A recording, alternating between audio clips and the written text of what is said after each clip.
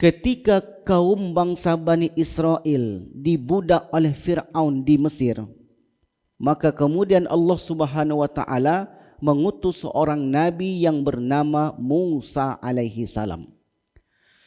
Ketika Musa tumbuh dewasa menjadi seorang rasul dan juga tentunya sekaligus nabi, maka kemudian Allah perintahkan kepada Musa untuk menyelamatkan bangsa Bani Israel. Bangsa Bani Israel ini adalah bangsa dari keturunan Nabi Yakub alaihi salam. Kerana Yakub itu nama lainnya Israel. Israel bukan Israel, itu berbeda. Israel itu lain, Israel itu lain, meskipun namanya sama, penyebutannya sama. Tetapi Israel yang diceritakan di Al-Quran bukanlah Israel hari ini. Jadi kalau disebut bangsa Bani Israel atau surat Isra, surat Bani Israel, bukanlah umat-umat yang sekarang ini yang ada di Israel sana. Jadi ketika itu dahulu bangsa Bani Israel keturunan daripada Yakub alaihi salam yang memiliki 12 orang anak. Yakub 12 orang anak. 10 anak dari satu ibu yang bernama Lia atau Lea.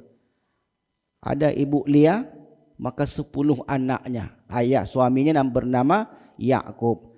Istri yang kedua bernama Rahel, anaknya cuma 2 orang. Yang pertama namanya Benyamin, yang kedua namanya Yusuf. Sekali lagi, Benyamin dalam ayat Al-Quran itu bukanlah Benyamin yang sekarang, berbeda. Wa qata'nahum itsnatai asyara asbatan umama. Kami jadikan 12 keturunan Yakub itu menjadi umat-umat yang besar. Sehingga kemudian di masa Nabi Musa alaihi salam, keturunan daripada Nabi Yakub ini menjadi 12 kabilah besar yang dinamai dengan bangsa Bani Israel. Allah uji bangsa Bani Israel ini dengan pemimpin zalim yang bernama Fir'aun. Maka kemudian Fir'aun pun memperbudak bangsa Bani Israel sampailah Musa diutus menjadi nabi dan rasul. Allah perintahkan kepada Musa untuk menyelamatkan bangsa Bani Israel ini untuk dibawa ke Palestina. Allah katakan, udkhulul ardal muqaddasata allati kataballahu alaiha. Hei Musa, selamatkanlah bangsa Bani Israel ini, bawa mereka ke bumi Palestina, karena bumi itu dijanjikan untuk orang-orang beriman. Akhirnya kemudian Musa pun mengumpulkan bangsa Bani Israel ini dan mulai meninggalkan bumi Mesir. Sesampai di Laut Merah, perbatasan antara Mesir dan Palestina, lalu mereka pun menyeberangi laut tersebut. Singkat cerita, atas kuasa Allah terbelahlah itu laut. Dahulu kemudian Bani Israel selamat dari kejaran Fir'aun dan Fir'aun pun tenggelam. Maka sesampai di seberang, di perbatasan Palestina, Nabi Musa alaihi salam belum berhasil menyelamatkan bangsa Bani Israel ini masuk ke Palestina. Karena ketika itu mereka diuji dengan ujian yang berat, berupa tersesat di padang Tih selama 40 tahun. Mereka tersesat di padang Tih itu selama 40 tahun disebabkan salah seorang ulah daripada pengikutnya yang bernama Zamri bin Shalum yang berbuat dosa terhadap Allah Subhanahu wa taala. Allah uji mereka dengan ujian yang berat berupa tidak bisa keluar dari padang Tih itu selama 40 tahun. Akhirnya kemudian Musa pun meninggal. Setelah Nabi Musa meninggal, dilanjutkanlah kepemimpinan itu oleh adiknya yang bernama Harun alaihi salam.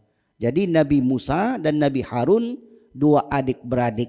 Musa itu kakaknya, Harun itu adiknya. Ketika Musa meninggal, maka digantikan oleh adiknya, Harun alaihi salam. Lalu kemudian semasa kepemimpinan Harun alaihi salam, bangsa Bani Israel ini tak mau berperang. Ketika diperintahkan oleh Allah berperang melawan bangsa yang tinggal di Palestina, bangsa Kan'an, maka apa kata bangsa Bani Israel ini kepada nabi mereka? Izhab anta wa rabbuka faqatila inna hahuna qa'idun. Musa, pergilah kau berperang bersamamu, pergilah kau berperang bersama Tuhanmu.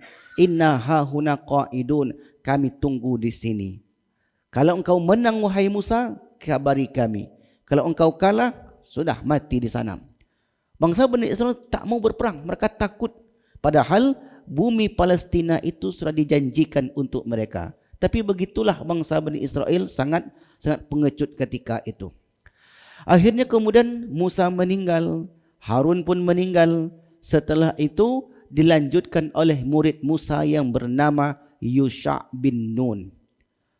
Ingat namanya Yusha bin Nun. Itu seorang nabi yang memiliki mukjizat, bisa menahan tenggelamnya matahari.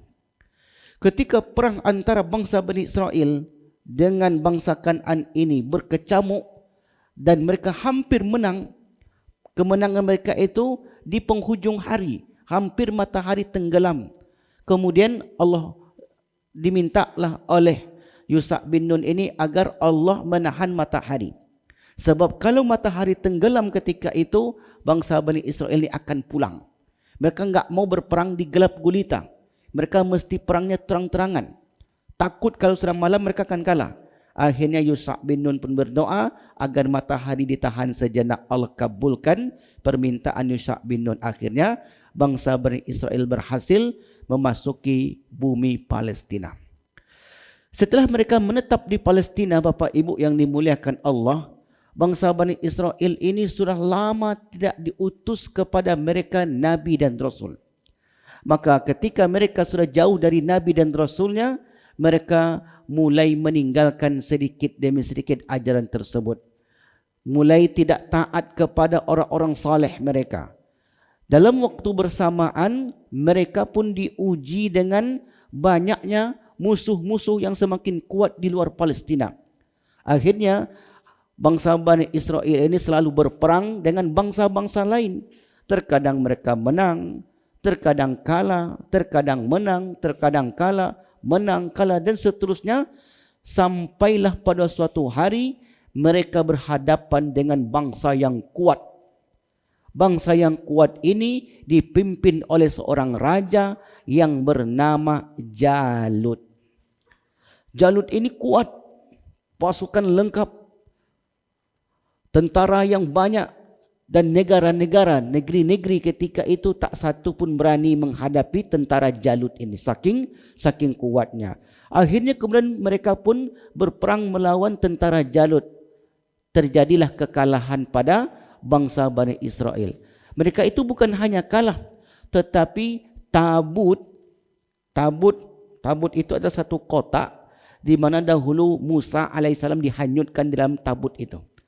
Tabut yang mereka miliki sebagai penenang hati mereka ketika berperang berhasil dirampas oleh Jalut. Padahal tabut itu bagi bangsa Bani Israel sebagai pembawa berkah, sebagai penenang bagi mereka. Kalau tabut itu ikut membersamai mereka dalam perang, maka mereka yakin akan menang. Tapi ketika tabut itu sudah tidak ada di tengah-tengah mereka, maka mereka ragu akan mendapatkan kemenangan. Dan tabut itu berhasil dicuri oleh Jalut dan tentaranya. Akhirnya bangsa Bani Israel hidup dalam kebingungan, hidup dalam kekalutan.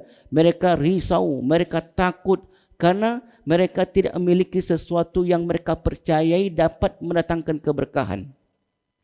Dalam waktu bersamaan, mereka juga tidak diutus oleh Allah kepada mereka Nabi dan Rasul. Akhirnya semakin hari bangsa Bani Israel semakin jauh dan akhirnya tersesat meninggalkan agama yang dibawa oleh Nabi Musa alaihi salam. Jadi kondisi sosial bangsa Bani Israel di Palestina ketika itu, sudahlah mereka sering dikalahkan dalam perang, sudahlah tabut kepercayaan mereka yang mendatangkan kemenangan dicuri oleh Jalut, dan juga mereka tidak dikirim kepadanya seorang nabi ataupun rasul. Tadi saya katakan di awal, anak Nabi Yakub itu 12 orang. Ada yang bernama Yahuza, ada yang bernama Lawa. Dari keturunan Yahuza ini lahirlah para raja. Jadi anak-anak daripada Yahuza ini banyak yang menjadi raja. Sementara dari keturunan Lawa, masih satu ibu dengan Lia tadi, satu ibunya bernama Lia. Keturunan Lawa ini banyak yang melahirkan para nabi dan rasul. Begitulah Allah takdirkan kepada anak-anak Yakub alaihi salam, satu garis keturunan melahirkan para raja dan satu garis keturunan melahirkan para nabi dan rasul. Dari para raja bernama Yahuza, dari rasul bernama Lawa. Akhirnya pemuka-pemuka bangsa Bani Israel ini mulai mencari keturunan Lawa agar mereka mendapatkan nabi. Mereka carilah keturunan Lawa ini. Ternyata ketika itu mereka dapati seorang perempuan yang salihah, keturunan Lawa. Maka perempuan ini mereka jaga, mereka rawat, mereka penuhi kebutuhannya. Kalau sakit mereka obati. Artinya perempuan ini mereka servis, tidak boleh sakit. Harapannya nanti kalau lahir seorang anak, anak itu menjadi seorang nabi ataupun rasul. Akhirnya berjalanlah waktu yang begitu panjang. Perempuan dari keturunan Lawa ini hamil dan melahirkan seorang anak laki-laki. Setelah anaknya ini lahir, kemudian tumbuh dewasa, diangkat Allah menjadi seorang nabi yang bernama Nabi Samuel. Nabi Samuel. Maka ketika mereka dikaruniai seorang nabi di tengah-tengah mereka yang bernama Samuel, mulailah para pemuka bangsa Bani Israel ini meminta fatwa, meminta petunjuk kepada nabi-nabi mereka. Di situlah Allah mulai cerita ini.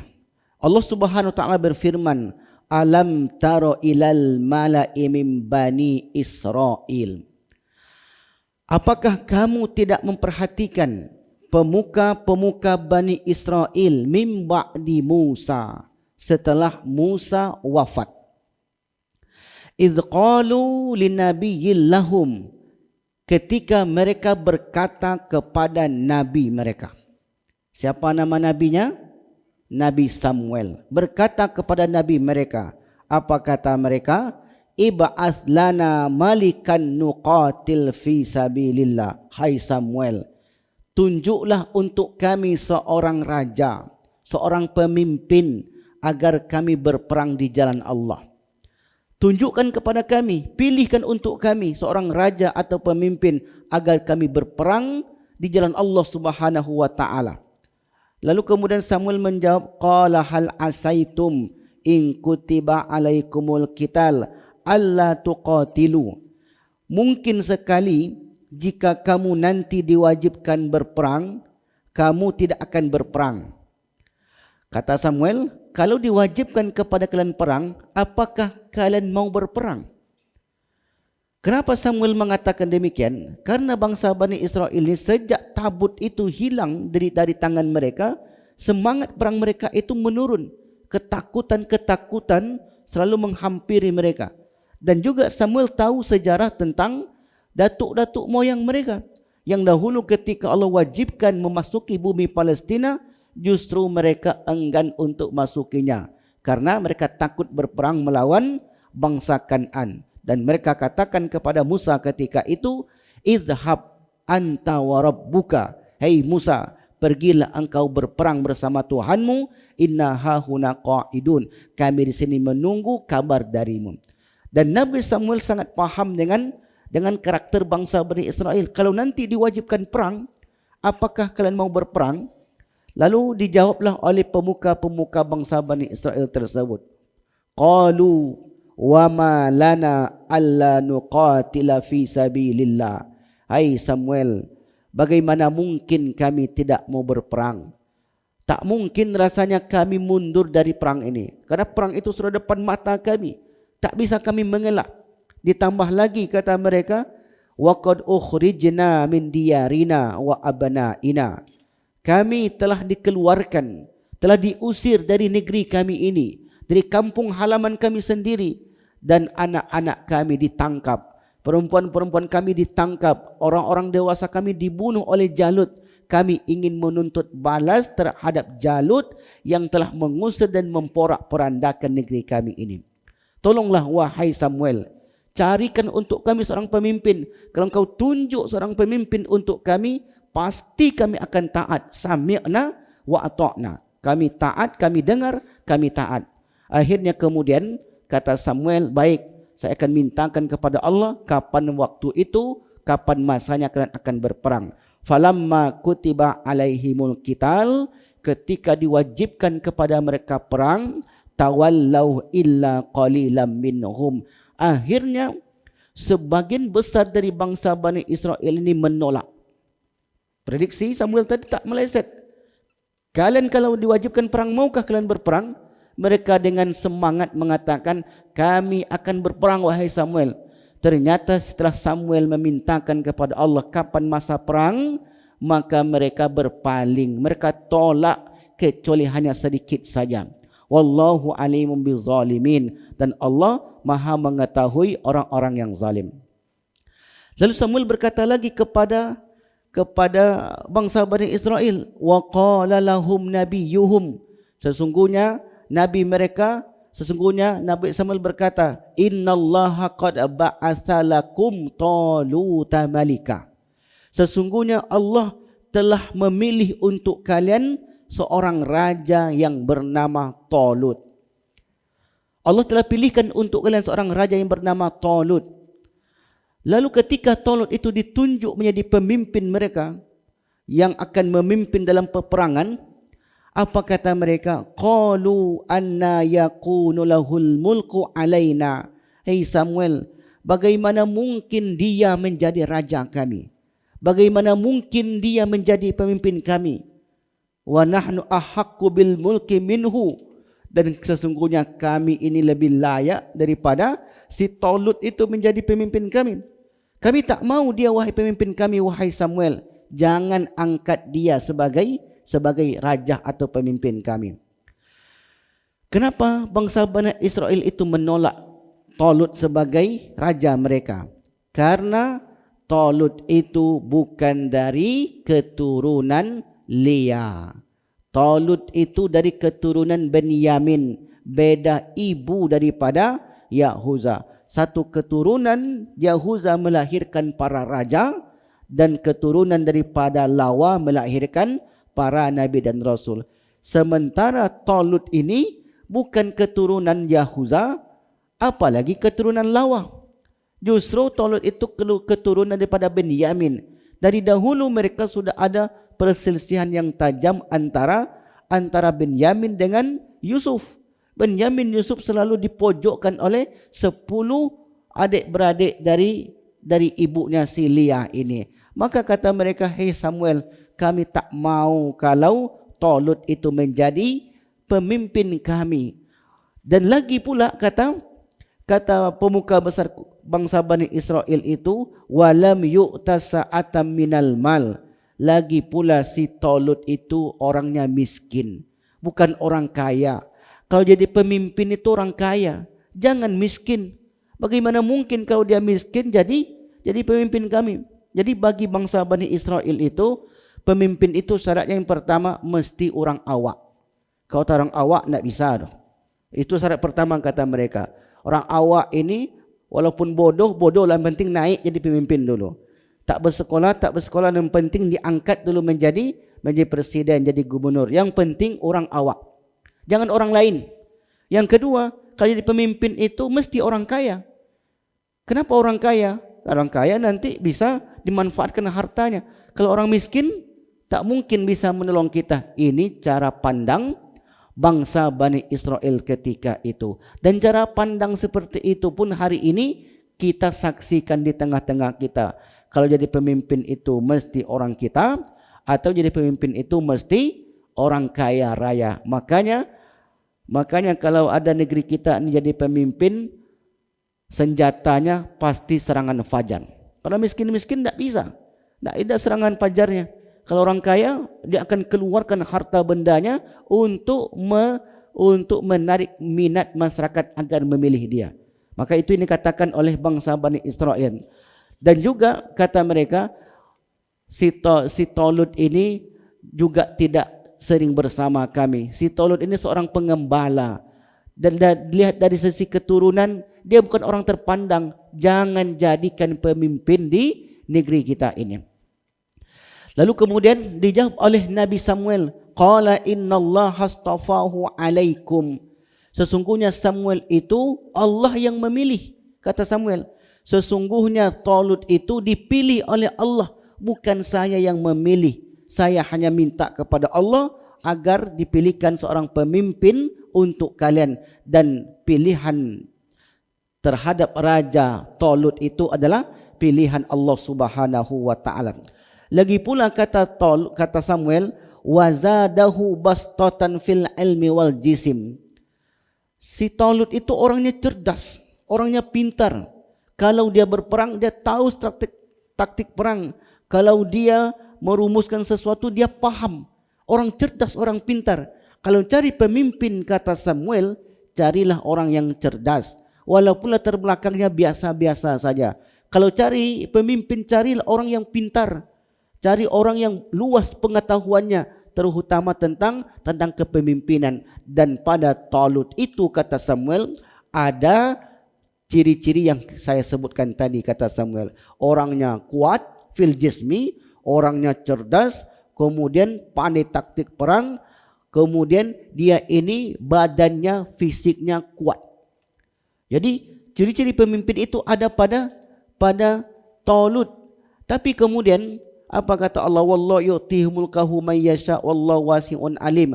Allah berikan kerajaannya itu bagi siapa yang kehendaki, dan Allah Maha luas pengetahuannya. Allah katakan kepada Samuel, sampaikan kepada bangsa Bani Israel itu bahwasanya pilihan ini adalah pilihan yang baik, dan kerajaan itu Allah yang menentukan, bukan pada pilihan manusia. Setelah itu bangsa Bani Israel belum puas.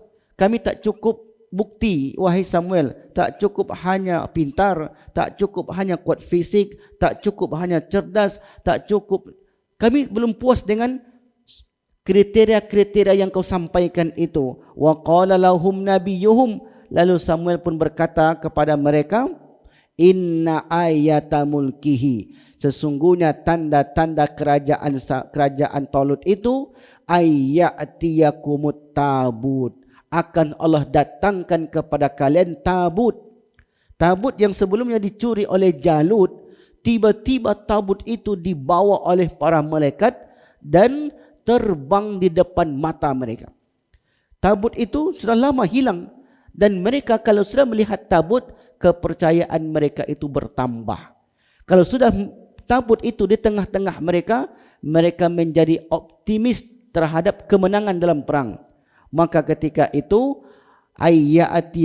ayyatiyakumut tabutu fihi sakinatun mir rabbikum wa baqiyatum mimma taraka alu Musa wa alu Haruna tahmiluhul malaikam. Dan tabut itu isinya baju-baju peninggalan Musa, tongkat-tongkat Nabi Musa, tongkat Musa, dan juga serpihan-serpihan pecahan kitab Taurat. Di tabut itu isinya baju Nabi Musa, baju Nabi Harun, tongkat Nabi Musa, dan serpihan-serpihan pecahan Taurat. Karena Taurat itu bukan seperti kertas ditulis di papan-papan. Ketika Musa turun dari Bukit Tursina, melihat bangsa Bani Israel yang ketika itu menyembah patung Samiri, akhirnya Musa itu marah. Ketika dia marah, dia banting papan Taurat, berpecah berkeping-keping. Kepingan-kepingan itulah kemudian dimasukkan ke dalam tabut sebagai peninggalan daripada Musa alaihi salam. Maka ketika tabut itu terbang di depan mata bangsa Bani Israel, di situ kemudian mereka mulai yakin dan percaya bahwasanya si Tolut itu adalah raja mereka. Maka setelah itu Allah katakan, inna fi zalika la ayatal lakum in kuntum mu'minin. Sesungguhnya hal yang demikian itu tanda-tanda kekuasaan Allah bagi kalian jika kalian termasuk orang-orang yang beriman. Lalu setelah mereka mempercayai ucapan raja mereka, Nabi Samuel, akhirnya kemudian Tolut pun mulai menyiapkan pasukan. Talut menyiapkan pasukan sebanyak 80,000 pasukan. Tujuannya ke mana? Tujuannya untuk melawat Jalut. Jalut yang sudah kuat, pasukan lengkap, pasukan yang banyak. Mulailah Talut ini menyiapkan pasukan 80,000 orang. Apa kata Allah Subhanahu wa taala? Falamma fasala Talutu bil junud, maka tatkala Talut keluar membawa tentaranya, qala, lalu Talut berkata, innallaha mubtaliikum binahar, sesungguhnya Allah akan menguji kamu dengan suatu sungai. Faman syariba minhu, maka siapa di antara kamu meminum airnya, falaisa minni, bukanlah bagian dari tentaraku. Wa man lam yata'amuhu fa innahu minni, dan barang siapa yang tidak meminumnya, illa man iqtarafa ghurfatan biyadi, kecuali satu gepal tangan saja, fa innahu minni, dan dia itu adalah bagian dariku. Fasharibu minhu illa qalilam minhum, ternyata air sungai ini sebagian besar dari pengikut tentara Talut ini meminum daripada air sungai tersebut. Jadi ketika mereka meninggalkan Palestina menuju Yordania, kata Talut kepada tentaranya, nanti kalian sampai di Yordania akan melewati sebuah sungai. Sungai itu bernama Sungai Syariah. Ketika nanti kita sampai di Sungai Syariah itu, kata Talut, maka kalian tidak boleh minum kecuali hanya segepal tangan saja. Kalian boleh meneguk airnya hanya cukup untuk menghilangkan dahaga saja. Lebih daripada itu tidak boleh. Bagi kalian yang meminum lebih daripada segepal tangan, maka aku tidak akui sebagai tentaraku. Ketika sebelum mereka berangkat, mereka mengatakan sami'na wa ata'na, wahai Talut, kami dengar, kami taat. Mulailah mereka berjalan. Palestina dan Yordania itu jauh Bapak Ibu, bukan sekilo 2 kilo, ratusan bahkan ribuan kilo. Mulailah mereka merangsek meninggalkan bumi Palestina menuju Yordania. Begitu sampai di Sungai Syariah tadi, ternyata mereka lupa dengan pesan raja mereka. Mereka tak ingat dengan pesan raja mereka. Sesampai di tepi sungai itu, maka kemudian tentara Talut ini sebagian besarnya minum dengan minum yang banyak. Dalam riwayat itu diceritakan 76,000 dari 80,000 pasukan Talut, 76,000-nya minum dengan minum jumlah yang banyak. Maka kata Talut, seperti janji aku di awal, kata dia, bagi siapa yang minum lebih daripada segepal tangan, maka tidak aku izinkan berperang bersamaku. Maka 76,000 itu tinggal di Sungai Syariah, tak diperbolehkan oleh Talut berperang melawan Jalut. Akhirnya yang 4,000 ini pun meninggalkan Sungai Syariah tersebut. Mulailah mereka merangsek menuju medan pertempuran, dan ternyata Jalut sudah menunggu dengan pasukan yang lengkap. Sesampai mereka bertemu satu dengan yang lain, maka apa kata yang 4,000 ini? Qalu la taqata lanal yaumal bijaluta wa junudi. Pada hari ini nampaknya kita tak sanggup menghadapi Jalut. Jumlah kita cuma 4,000, kata tentara Talut. Takkan sanggup kita menghadapi tentara Jalut yang kuat ini. Akhirnya kemudian dari 4,000 ini lari tunggang langgang, kabur meninggalkan medan pertempuran. Mereka tahu Bapak Ibu, kalau lari dari medan perperang itu dosa besar. Wa tawalla minaz zahfi, lari dari peperangan itu adalah dosa besar. Dan mereka tak peduli sebab mereka takut menghadapi tentara Jalut yang begitu kuat. Maka kaburlah dari 4,000 orang ini, tinggal sisanya 314 orang saja. Awalnya 80,000. Dari 80,000 diuji oleh Allah dengan sungai, tinggallah menjadi 4,000. Dari 4,000 ini ketika menghadapi tentara Jalut, tinggallah 314 orang. Begitulah ujian yang Allah yang Allah berikan kepada bangsa Bani Israel. Siapa yang betul-betul imannya itu kuat, siapa yang betul-betul istiqamah di atas ketaatan itu, ternyata tersisa hanya 314 orang. Tapi yang 314 orang ini menghibur kawan-kawannya. Apa kata mereka? Kam min fi'atin qalilatin ghalabat fi'atan katsiratan biiznillah. Betapa banyak kelompok yang kecil mampu mengalahkan kelompok yang besar. Mereka menghibur, jangan lari, jangan takut. Jumlah yang kecil itu jangan pernah takut. Belum tentu besar itu menang, belum tentu jumlah yang banyak itu menang. Karena kemenangan dan kekalahan itu bukan ditentukan oleh jumlah.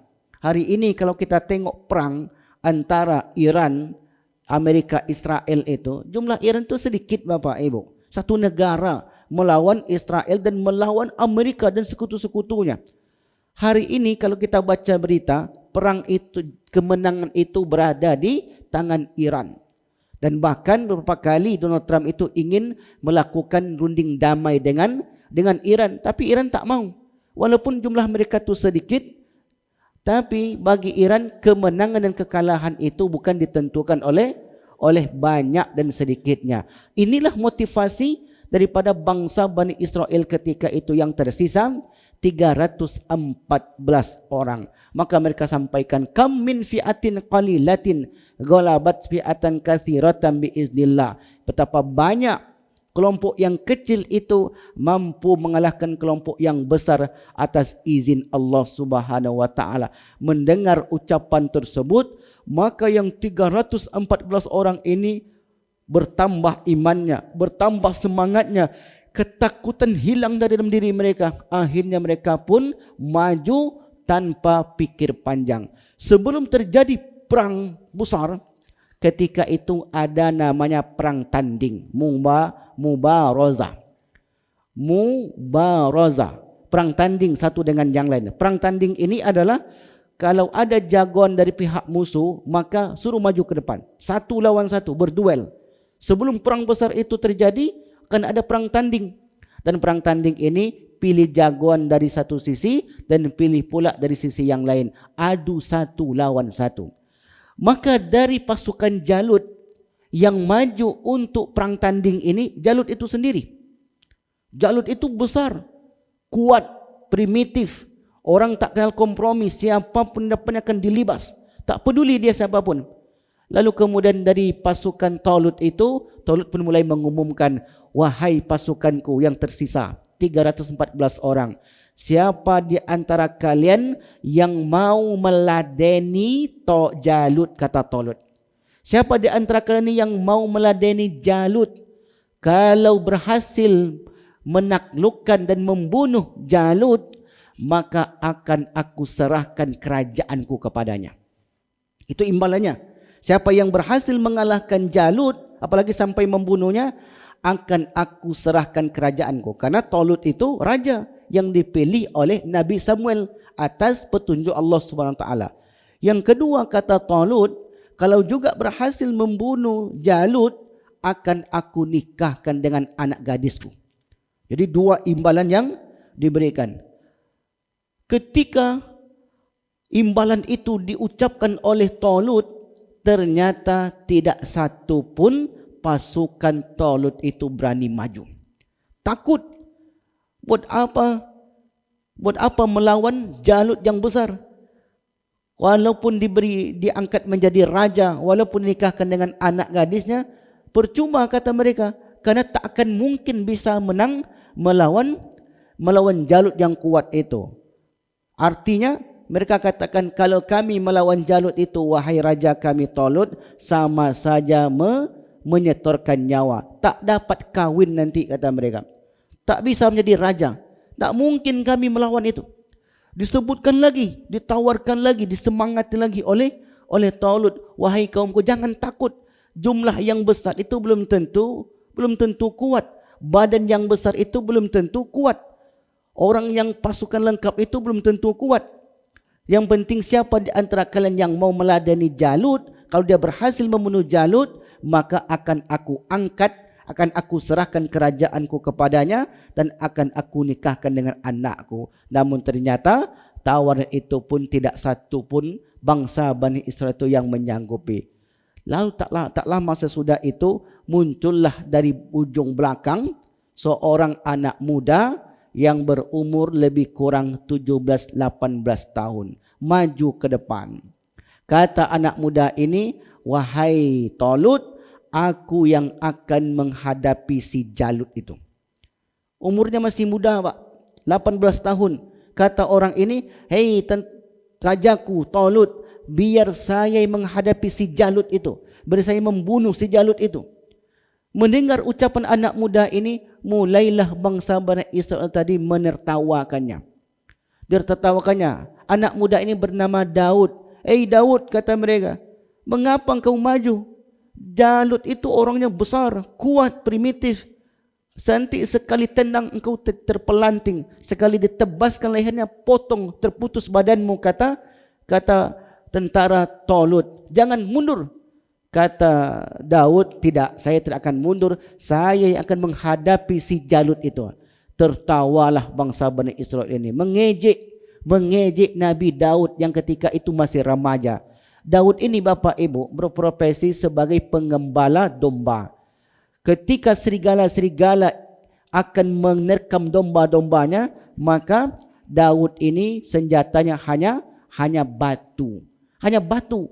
Dan sekali lempar, maka hancurlah serigala-serigala yang akan menerkam domba-domba Nabi Daud alaihissalam.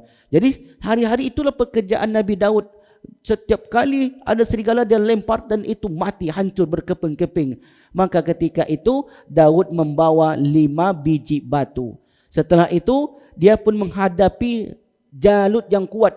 Sekali lempar, dengan izin Allah, wahai Jalut, maka matilah engkau dengan batuku ini. Maka sekali lempar, ternyata Jalut itu mati dan bagian kepalanya pecah akibat lemparan batu Daud. Makanya Bapak Ibu, kalau kita melihat perang di Gaza itu, ada satu pasukan elit Hamas, itu namanya Hajar Daud. Hajar itu artinya batu. Daud itu batu Daud.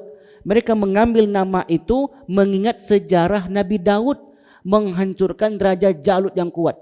Maka mereka tak pernah takut, sebab dulu seorang anak muda yang bernama Daud, belum diangkat menjadi nabi, berani menghadapi Jalut yang kuat. Maka semangat itu masih tetap mereka warisi.